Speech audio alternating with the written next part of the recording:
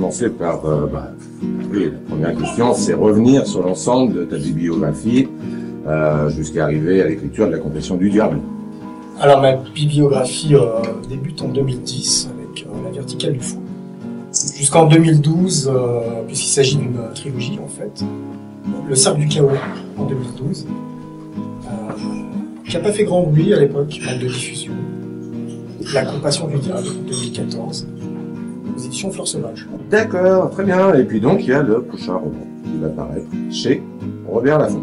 Oh, oui, dans la collection La Bête Noire, par une forêt obscure. Par une forêt obscure.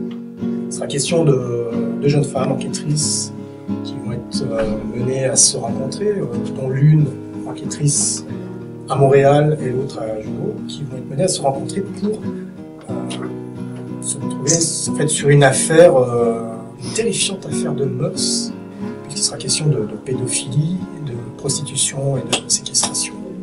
Tu es aussi musicien, Fabio. Tu publies parfois sur les réseaux sociaux des musiques qui semblent t'avoir accompagné dans ton exercice d'écriture.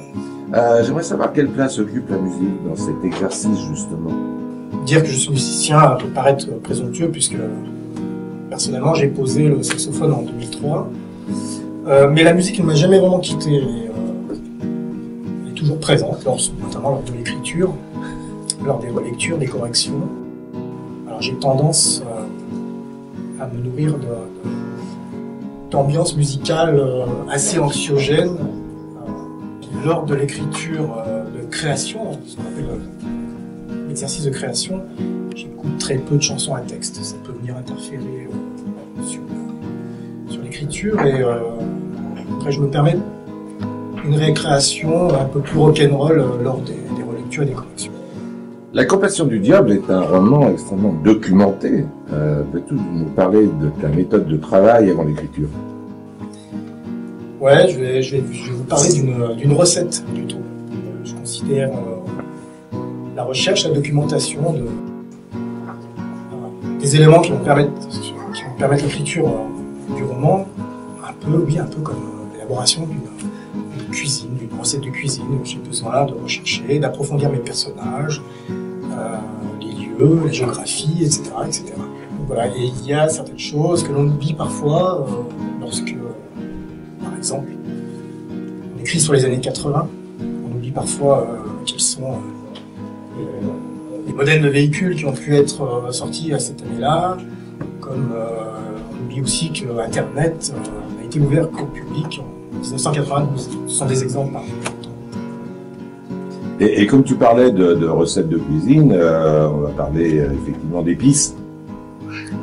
Et je voulais juste faire un tout petit...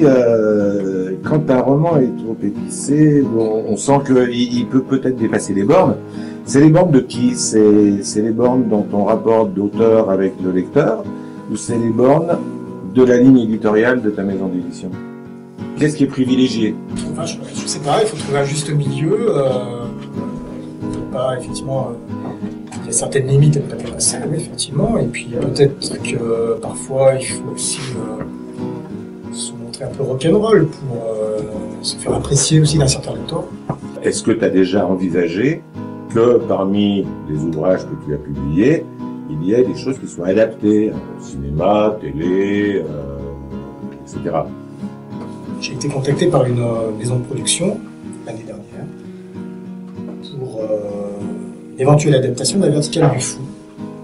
L'idée de départ, c'était un format, un téléfilm, proposé donc par la directrice de production.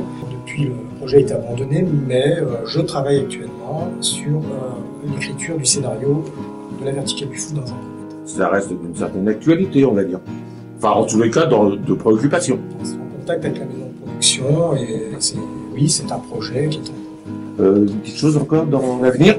Tout d'abord, il y aura la parution de la version de poche de La Confession du Diable chez Brajlon, dans la collection Milady Thriller.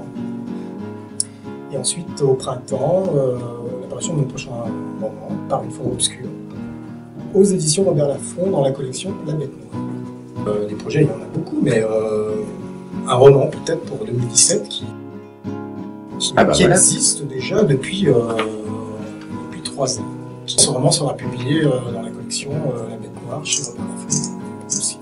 Eh ben, Fabio, je te remercie pour cet entretien. Merci à toi, Ludovic. Merci beaucoup d'être venu.